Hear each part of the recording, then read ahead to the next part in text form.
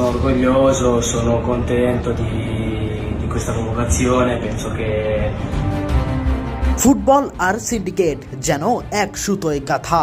যুগের পর যুগ পারি হলেও বাংলাদেশ ফুটবলে দুর্নীতি যেন পিছুই ছাড়ছে না।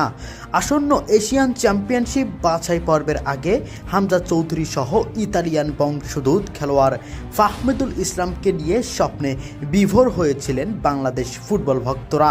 তবে সেই স্বপ্ন চুরমার করে দিয়েছে বাংলাদেশ ফুটবল ফেডারেশনের দায়িত্ব থাকা কিছু মুখোশধারী অসাধু মানুষেরা।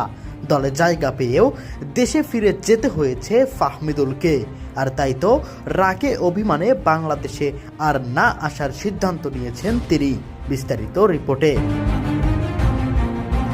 বাংলাদেশ বনাম ভারত ম্যাচকে সামনে রেখে বাংলাদেশের প্রাথমিক স্কোয়াডে ডাক পেয়েছিলেন ইতালিয়ান প্রবাসী ফুটবলার ফাহমিদুল ইসলাম, যা ছিল বেশ চমকপ্রদী।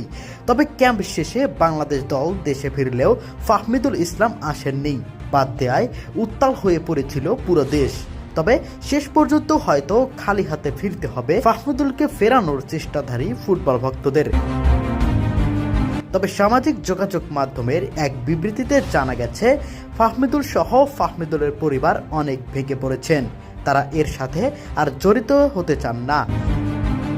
প্রিয় দর্শক, ফাহমিদুলের মতো এমন অনেক ফুটবলার বাংলাদেশের সিন্ডিকেটের সাথে জড়িত হয়ে ঝরে পড়েছেন।